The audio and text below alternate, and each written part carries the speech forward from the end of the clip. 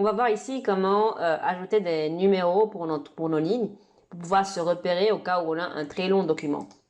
Donc déjà, je vais commencer par aller enlever la bordure. Rappelez-vous, pour ajouter une bordure, on va dans Conception, on clique sur bordure de page, et puis là, on peut mettre une bordure. Là, je vais mettre aucune, et je vais cliquer OK, comme ça, il y a tout qui va disparaître. Maintenant, si je veux ajouter les numéros aux lignes, ce qu'on peut faire, je clique sur mise en page, et là, on clique tout simplement sur numéro de ligne. Je vais avoir un menu déroulant, et puis là, ça, soit je choisis d'avoir une numérotation qui est continue, ça veut dire que pour chaque ligne, je vais avoir un numéro. Je peux choisir de redémarrer pour chaque page et redémarrer chaque section. Et puis, je peux choisir aussi supprimer pour le paragraphe actuel. Mais bref, si on choisit continue, voilà le résultat. Je vais avoir des numérotations partout sur mon document.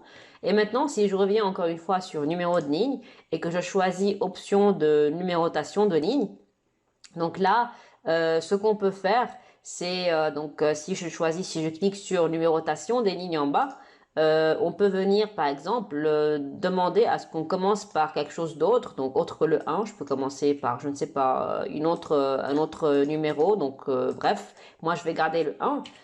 Si on veut que la distance du texte, distance par rapport au texte soit automatique, alors je garde auto. Sinon, je peux moi-même spécifier ce que j'ai envie d'avoir. Donc, c'est la distance entre le texte et les numéros.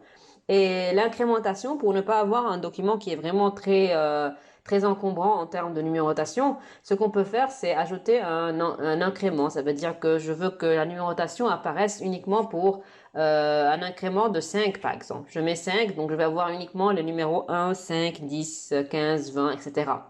Et donc voilà. Et là pour la numérotation, je peux dire que ça recommence à chaque nouvelle page, ou bien je peux garder le tout continu. Si je choisis donc chaque nouvelle page, je n'ai qu'à choisir la première option pour voir ce que ça donne. Je vais cliquer OK.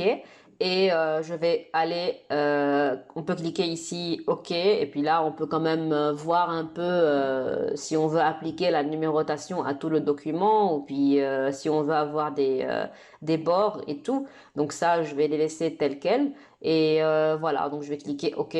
Et voilà le résultat, donc 5, 10, 15, 20 comme c'est prévu. Et que là, vous remarquez bien que ça a recommencé, c'est pas que ça a continué avec 30, 35, 40, etc. Donc voilà, c'est assez intéressant au cas où quelqu'un a besoin de se repérer en lisant un texte et d'avoir une numérotation sur le document sans que ça soit vraiment très encombrant.